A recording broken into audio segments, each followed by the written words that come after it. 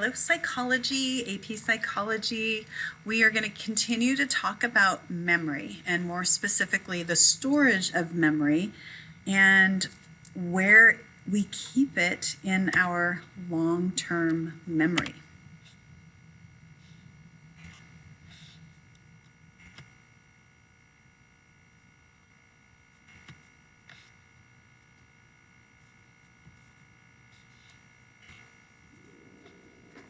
So what type of memories does your long-term memory store?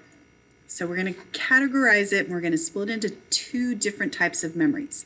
The first type is implicit memory and the second type is explicit memories.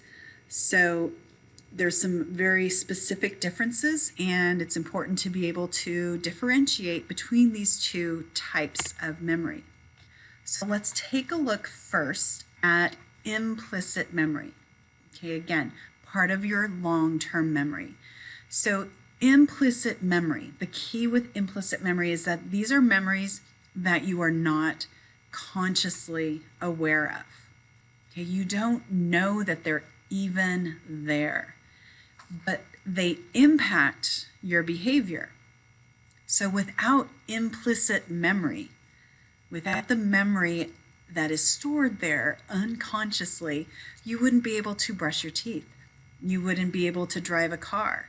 My guess is that you didn't even have to think about the decision to brush your teeth today. And then when you made that decision, how to brush your teeth, you knew how to do that because it is stored in your implicit memory.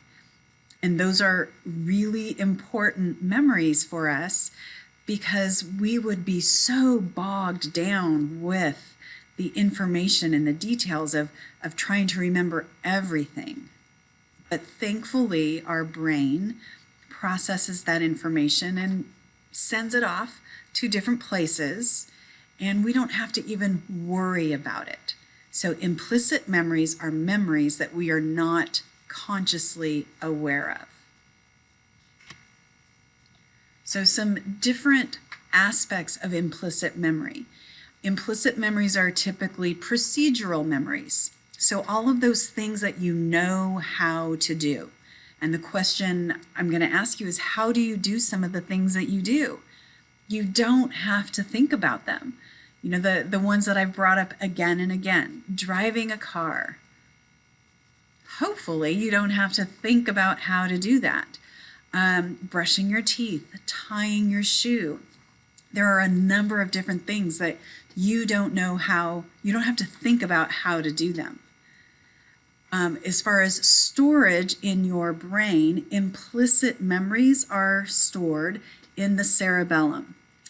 And one of those procedural memories that you do all the time that you don't have to think about is walking, right? Walking is a procedural memory. You don't have to consciously tell yourself to put one foot in front of the other.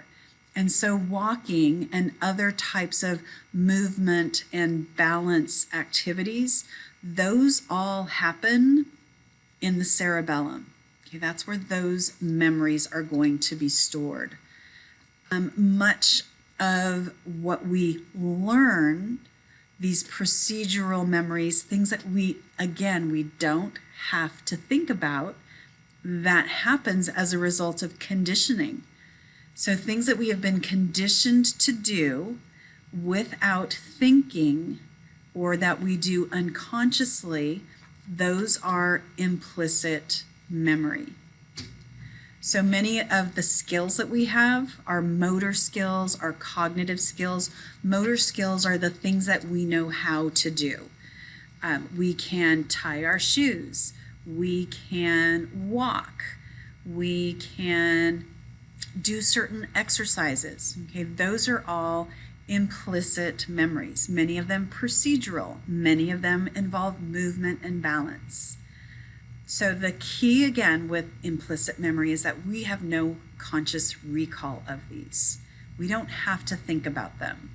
And the examples, riding your bike, tying your shoes, and I'm sure you can come up with a number of examples on your own of implicit memories.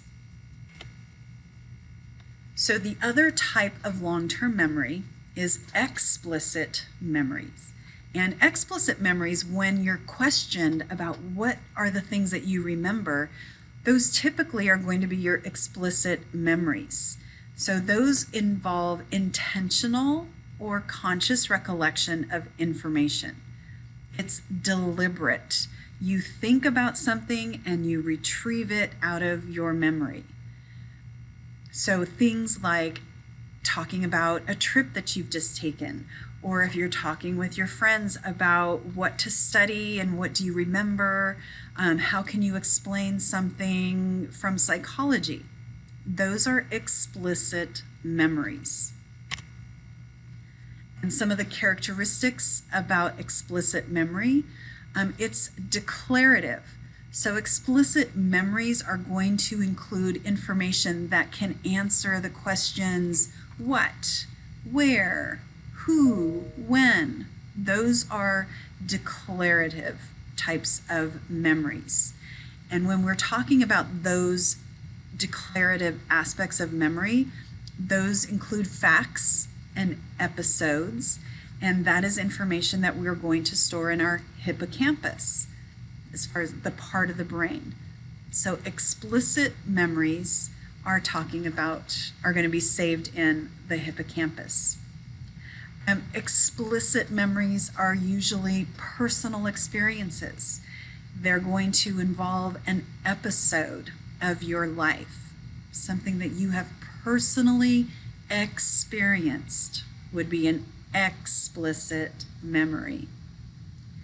Explicit memories are going to include facts. So all of the general knowledge that you have, the semantic memory that you have, vocabulary, and you must be asked about it to be able to recall it, but it's still there in your long-term memory.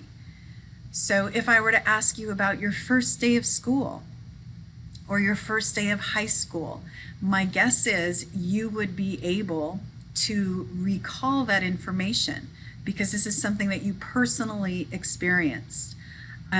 Details of the Vietnam War, depending on how much you learned in your U.S. history class, but hopefully you could tell me something about the Vietnam War. So those are the two components of long-term memory, implicit and explicit memory. There you go. The screen's black. We are all done.